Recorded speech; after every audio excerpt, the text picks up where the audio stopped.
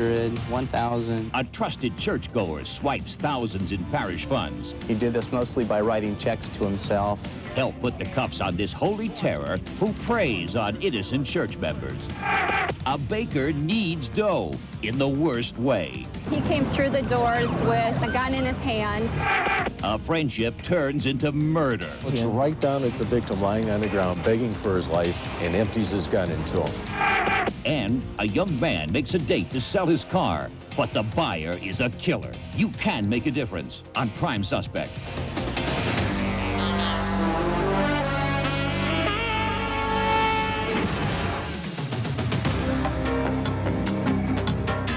Hello, I'm Mike Hegedus, and this is Prime Suspect. This program is your chance to make a difference, to fight back against crime, and it works. Just ask an Arizona man who now stands convicted of murder. That story in a moment, but first, let's see if you can help track down a man who a lot of people thought of as a real saint. His name is Tom Vaught. He gave freely to anyone in need. When his church needed a treasurer, Tom volunteered. An elderly friend needed help with investments. He helped. People needed financial expertise. Tom was there, no questions asked. Well, somebody should have, because when Tom Vaught says, "Let us pray," he spells it with an E.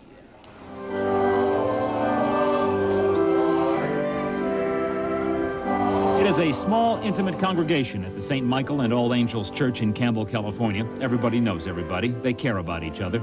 For 6 years, Thomas Vaught was a member of this family of Christians. I saw him always consistently as being very, very kind and a very loving person, and always regarded other people as being his brother or sister in Christ. And I will receive nominations for the office of treasurer. Tom Vaught. All those in favor of such a motion, please say so. Aye. Aye. Opposed? Tom, you're in again. Vaught became an integral part of the church hierarchy. Treasurer had complete authority to write whatever checks were necessary, and he did, to himself. Tom Vaught for 1,500, 1,000, 1,500, 1,000. He did this mostly by writing checks to himself and also using the church checking accounts as his personal accounts, and he paid all his personal bills with the church checks. Tom Vaught, 600. Here's one for 300. $200. He falsified the monthly statements, and he provided the churches with the falsified statements. So when they looked at the statements, it looked like they had plenty of money on hand, when in fact he was draining their accounts dry. By the time he was done, Vaught had allegedly embezzled over $100,000 from the church.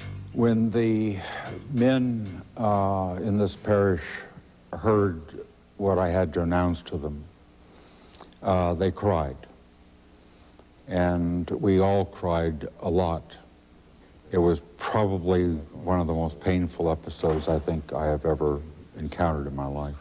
But the people at St. Michael's weren't crying alone. Vaught lived in this condominium complex in Los Gatos, California, where he was treasurer of the Homeowners Association. He tells them that he's got some bookkeeping background in accounting, offers his services for free. But with Tom Vaught, nothing is apparently free. He's accused of cooking the Homeowners Association books for nearly $200,000, some of which he apparently put down on the ponies at a local track. And the way he got away with it was that he'd take the bank statements as they came, he'd intercept them, take them home, and adjust them on his own computer typewriter. So the amount the bank statement showed didn't really exist. Vaught would also funnel money back and forth between the homeowner's account and the church. You know, robbing Peter to pay Paul, except in this case, it was really Tom. And he comes over and takes me out. Margaret Holcomb, 92-year-old Margaret Holcomb, also knew Thomas Vaught, trusted him, met him at church. When she inherited some money, she decided to put $30,000 of it into a CD. She talked to Tom. I asked him if he'd take me to get a CD. Mm-hmm. And he said, better than that, I'll get one and bring it to you. And I thought that was very nice of him. Did you ever see that CD? No, I never have. And no one has seen Vaught since January of 1992. He just left. It's when people started to look into why that they found out what a prince he was. I could not believe it. It took a long time for the reality of what had allegedly taken place, that had actually taken place. Reality is that Thomas Vaught is on the run, wanted for grand theft. Vaught is 65 years old, 5'9", weighs 190 pounds. He's balding, has gray hair, and blue eyes. He sometimes uses the names Tom White or Tom Wyatt. And here's a suggestion. Don't let him near your checkbook. 600, 300, 600, 150. When authorities looked into Vaught's past, they found an armed robbery conviction from 1974. They're convinced that wherever he is, he's helping someone with their finances and helping himself to their money. If you know anything about the Tom Vaught case, call Prime Suspect. Our number, 1-800-892-PRIME. That's 1-800-892-7746. And if you're not convinced getting involved will do any good, just listen to this. One of the final chapters in the case of Jealous Jerry. After we told you the story of accused murderer Jerry Max Paisley, your leads caused so much pressure, he turned himself in. Now we've got news that a jury of his peers has done the rest. A driving plan. Okay. This is Jerry Max Paisley in happier times. A man concerned about what he thought was his, even concerned about his public image. Now he has something else to be concerned about. Jerry Max Paisley has been convicted of murder and assault. Paisley turned himself in to Phoenix police after Prime Suspect told you his story. Jerry said he was upset with our profile. He should have thought about that before he did this. Timmy then decided to just scoot over, and just as he did, Jerry produced a 9mm handgun and just started blasting away. Paisley killed Tim Williams. The motive? Apparently Jerry was jealous because Williams was dating his former girlfriend, Melissa Scott. After he shot Tim, Paisley pistol-whipped Melissa. Then he ran. Prime Suspect told you the story. His family saw it. Tips were called in. Jerry gave up, and the jury has spoken. And the case is closed. Prosecutors plan to ask for the death penalty. Next on Prime Suspect, a baker needs dough in the worst way. He came through the doors with a gun in his hand. And later, a friendship ends in murder. Looks right down at the victim lying on the ground, begging for his life, and empties his gun into him. Would you use a deodorant soap on parts like these? You would if it's Lever 2000, because Lever 2000's got the most effective skincare ingredients you can get in a deodorant soap. Lever 2000. It's best for your skin and all your 2000 parts. Someone's just made being a mom a little easier. Introducing the Handy Can Canister, only from Kool-Aid. No openers, no unsafe edges, no scoops, no mess. The totally new Handy Can. It makes being a mom just a little easier. Miss Brady, what are you doing to our new no-wax floor? I'm cleaning it. Cleaning it with Murphy's Oil Soap? Where's the wood? Well, I did a little reading up on the subject. Naturally, gentle, safe, cleans, no-wax floors, painted surfaces. How novel. And I must admit it does look beautiful and smells so nice. Murphy's Oil Soap, trusted to clean wood and no-wax floors, too. You can find Murphy's Oil Soap at your nearest Stop and Shop store.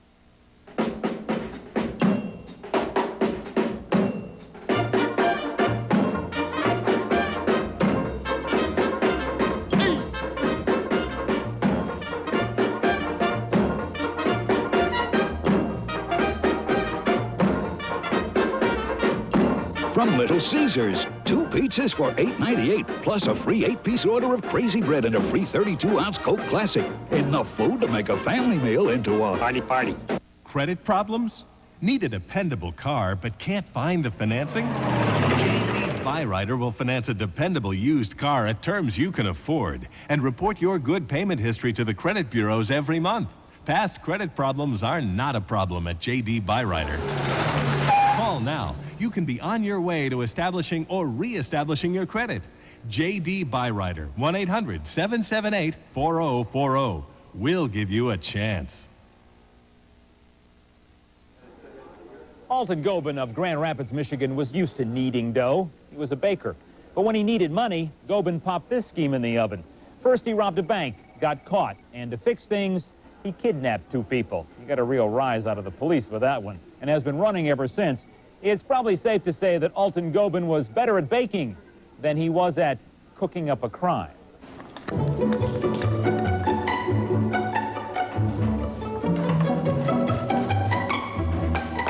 It is one of the world's oldest occupations, baking. Man may not live by bread alone, but it helps.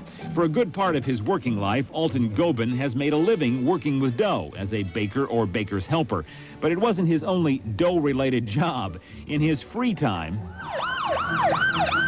he also robbed banks. He came through the doors with a ski mask over his face and a gun in his hand, came up to my teller window and told me to move over, and then had Debbie move over into my area.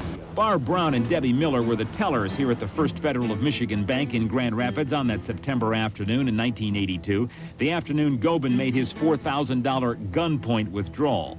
He was very nervous, extremely nervous. I think that's what made me extremely nervous and upset, because he was shaking, and it seemed that he didn't really care how much money he got, just as long as he got something. Yeah. Gobin ran from the bank all bundled up so that no one would recognize him, and went right to the truck he'd driven. Meanwhile, we quick ran to the side window in the kitchen area, and we saw a truck leave. this truck. Gobin ditched it in a nearby woods, and it was through the truck that police caught up with him. It had been stolen from this car lot, and just a few days before, guess who had come in to test drive it? The car dealer kept notes, so the cops went to Gobin's house to have a little chat. And what do you suppose they found under his mattress? Pretty imaginative guy to stick the money under the mattress. Yes. It would be probably one of the first places I would look. They also found all the other stuff used in the robbery. Clothes he wore, gun. So Alton Gobin was sent off to the Kent County Jail. Turns out he had 2 previous bank robberies to his credit. Trial was set for February, but... I believe it was the 28th of February in 1983. I was up in court on that Monday morning waiting for Mr. Gobin to show up in the circuit court for the actual trial. He did not show up. Instead of appearing in court, Gobin, who had managed to post bond, appeared in this supermarket parking lot. Ice cream. It was ice cream night. You came down to get ice cream? Yeah, just my daughter and I came down to get ice cream, take home for the rest of the kids. Patricia Peabody and her daughter were kidnapped by Alton Gobin. She asked us to hide her face because she's still a little afraid of him. When I turned around to get into the car, he was standing behind my daughter with a gun saying, you know, get in the car now. Gobin forced Peabody and her daughter to drive him 60 miles before having them pull over and tying them up in a drainage ditch. He drove off, but then... They started coming up out of the ditch, and he came back and told them that he should have killed them. Alton Daniel Gobin is wanted for 2 counts of kidnapping and armed robbery. He's on the Michigan State Police top 10 fugitives list. He is 47 years old, stands 5'9", and weighs about 165 pounds. He has blue eyes and brown hair, and about that left eye. He has a left eye, which is a glass eye, which drifts severely to the left. Gobin is likely working in a bakery somewhere, which is fine. They eat lots of bread in prison. Pass the water. Gobin has relatives in the Chicago area and also in southern Michigan. Along with baking, he's also worked in the past as a carnival operator. If you have leads, call Prime Suspect. We'll give you the number again in just a moment. But first, the hardest crimes to solve are those that don't make any sense, with no reason, no motive. New York homicide cops are up against a case like that right now. It's an enigma. A man is killed, but nothing is stolen, nothing taken, except his life. Now, friends, family, and the police are all asking, who killed Chet Checkett? It's not the usual image of New York City, a place for families, but get in behind the concrete canyons and overflowing sidewalks of Manhattan, and a place like the Bay Ridge section of Brooklyn can be found. It's a place where you would like to live. NYPD Detective Vincent Sanseverino of the 6-8 Precinct grew up in Bay Ridge. So did 30-year-old Chet Checkett. Sanseverino remembers him. I knew him when he was growing up, and he was a good kid. It was just a shock, an unbelievable shock. We really don't have any motive at this point on why he was killed. From what we're aware of, there was nothing taken, and that's what makes this crime even more bizarre. March 27th, 1992, 10:10 p.m. Chet Checkett is found lying next to his car near the corner of 97th and Shore. He's been shot twice in the chest. Is he dead at the scene? Yes, he was. According to the investigation, Checkett, whose 1981 Toyota was for sale, received a phone call earlier in the evening, apparently from a potential buyer. He drove a short distance from his house to meet the caller. but instead met his death. The people that did this snuffed out a human life. They have no regard for human life. They shouldn't be allowed to be in society, and they should be made to suffer and punished for what they did. This is a composite of the man police say shot and killed Chet Checkett. He's described as 5 feet 6 inches tall, 130 to 145 pounds, with a slim build. He had black hair brushed back. He could be Hispanic. Since nothing was stolen, including the car, police can't figure out why anyone would want Chet Checkett dead. Make it frustrating? Very frustrating. Very. I just wish the people, anybody that would be watching the show would just empathize with my family and put themselves in our shoes, and even if it's only for the outrage that they would feel about somebody taking another... Anybody that knows anything should call. There is a $10,000 reward offered for information leading to the arrest and conviction of the person who killed Chet Checkett. Please call now, 1-800-892-7746. Your call can be completely confidential. Next on Prime Suspect, conversation turns into conflict and gunfire ends a life. George was shot 5 times at point-blank range. Hey, open up! I want that white thing. Whitewater Zest. Zestfully clean. Yo, Dad! The deodorant bar that rinses cleaner so your skin feels smoother. I know what you want. Zestfully clean. Soap leaves a film you can feel on your skin, but Zest rinses cleaner than soap, so your skin feels smoother than soap. Feels smooth. Whitewater Zest. You're not fully clean unless you're zestfully clean. Smooth.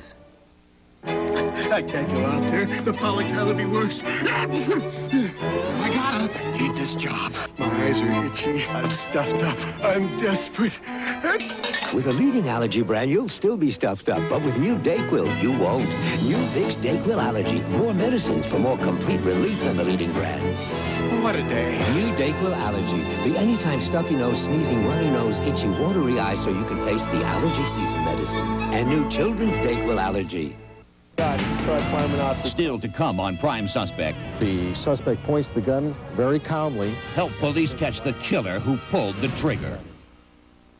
Check this fact, Jack. You've only got 3 weeks of Arsenio left. That's it, 3 weeks. But stop your sobbing. The show's not over yet, not by a long shot. Can I give you something funky? This Tuesday night, Arsenio's giving you movie maker Spike Lee and a sneak peek at his new flick, Crooklyn. Plus, center stage, it's the well-tuned pipes of singer Nancy Wilson. And there's some tricked-out comedy from the amazing Jonathan. Tuesday, only on Arsenio. Tonight at 11 on Fox 19. 1 week only. Friends, we're out here at Helene Chevrolet. We're on the lot right now saying $3,000 minimum trade. You heard me right. $3,000 minimum for your trade. Stop. Get on out here to Helene Chevrolet before the deadline this Monday night and say to yourself, how much could my good trade be worth? $5,000? $10,000? You got to come on down and find out. $3,000 minimum trade. Helene Chevrolet, half-mile west of the Great Northern Mall. In a world without justice, one man was chosen to protect the innocent. Friday, May 13th. It's not a good day to be a bad guy. Brandon Lee, The Crow, rated R. Before you choose a shop to paint your car, ask a few questions. What about their work? Can they deliver a factory finish for as little as $149? Or is it just another repaint? When it's time to paint your car, make it easy, make it right, make it Maaco.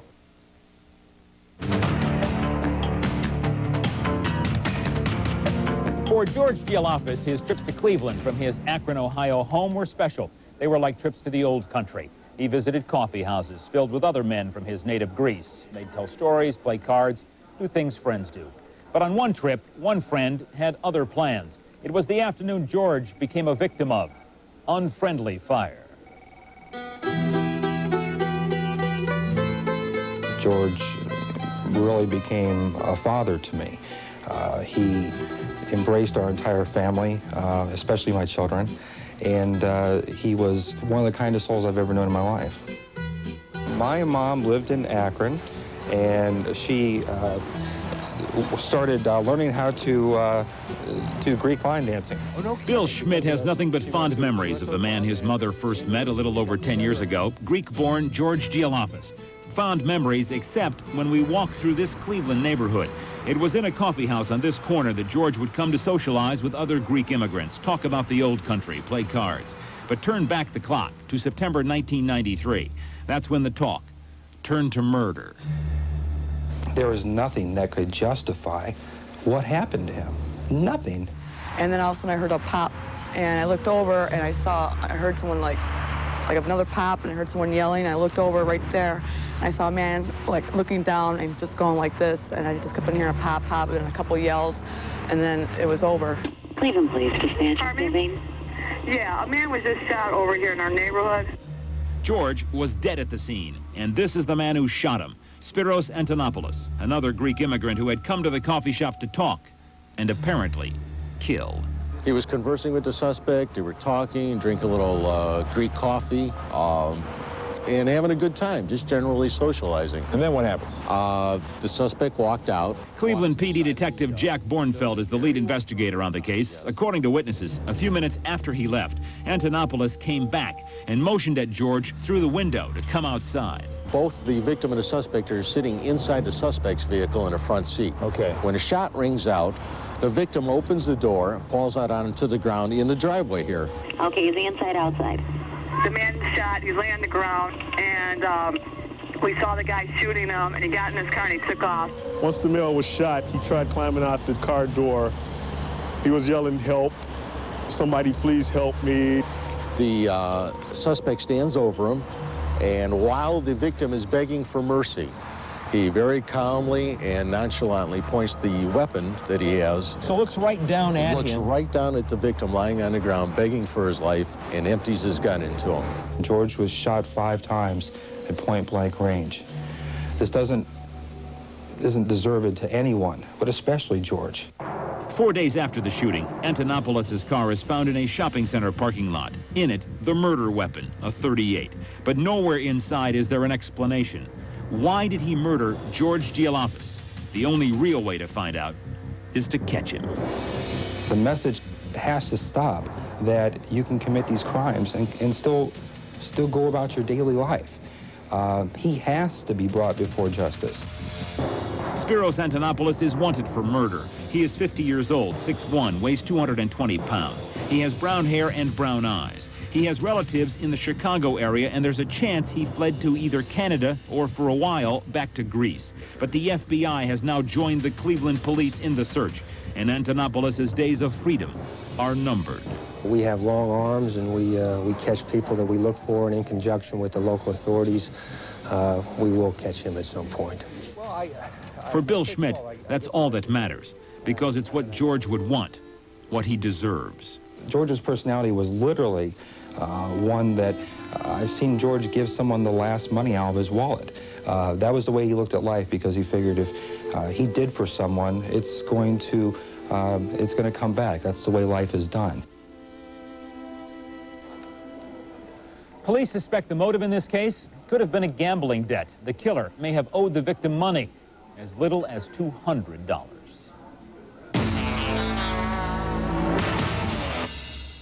Pass the dressing, please, compère. New craft honey Dijon. This may be new to you, but when I was a boy in France, I invented honey Dijon. I walked 7 miles to pick Dijon mustard, 9 more miles and stick my bare arm in the beehive for a bit of honey.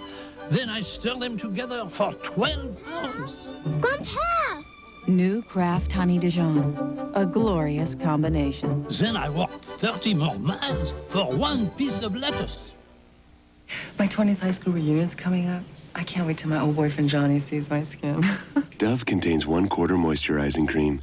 It won't dry your face like soap. With Dove, my face feels softer than it's ever felt. Too bad for Johnny. He's married. What's the best glass cleaner? Windex. Windex. Windex with ammonia D. There's something better than Windex? Oh, no way. What is better than Windex? Windex improved? How to improve Windex? Oh, look. Mom, get it. Here's a sweet. Wow. Beautiful. You have improved Windex. You have. I like it. Windex is my baby, and the baby is better. From SC Johnson Wax. Now available in fresh potpourri scent. Introducing Allergy Relief. Introducing Allergy Relief. Created specially for the day. Created specially for the night. New ActiFed Allergy Daytime. Nighttime. 2 maximum strength formulas in 1 total relief system. The daytime formula decongests, so you can breathe freely without drowsiness. The nighttime formula adds relief for runny nose and sneezing, so you can rest. New ActiFed Allergy Daytime. Nighttime. Allergy relief that's right, day and night. Someone's just made being a mom a little easier. Introducing the Handy Can Canister, only from Kool-Aid. No openers, no unsafe edges, no scoops, no mess. The totally new Handy Can. It makes being a mom just a little easier. Amy, you gotta work for what you get. You can't get something for nothing. And nothing in life is free. Nothing, Dad. Here's something, Dad. When you order Friendly's new Super Melt Supreme with smoked turkey, ham, and melted cheese, or any one of our Super Melts, you get a free apple cobbler sundae. How's your free Sunday, Dad? Seek and ye shall find. Huh? It's time to get Friendly's. Now, here's another look at the fugitives police want your help tracking down. Thomas Vaught is wanted for grand theft. He swindled his church and others out of hundreds of thousands of dollars. He sometimes uses the names Tom White or Tom Wyatt. In Michigan, Alton Daniel Gobin is wanted for 2 counts of kidnapping and armed robbery. His left eye is made of glass. New York City police want your help identifying the man who shot and killed Chet Checkett.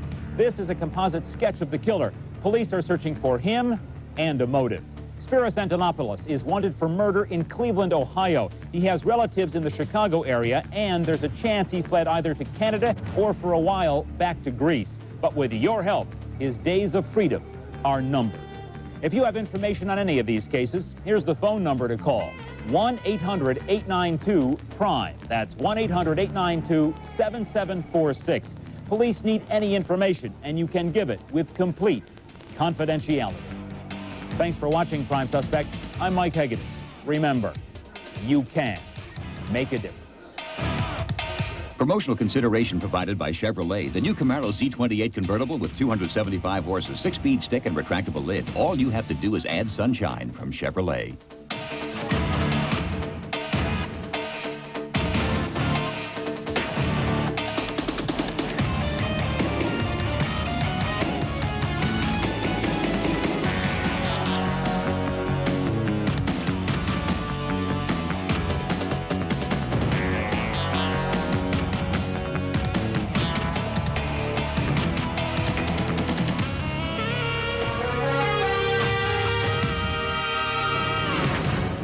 New St. Ives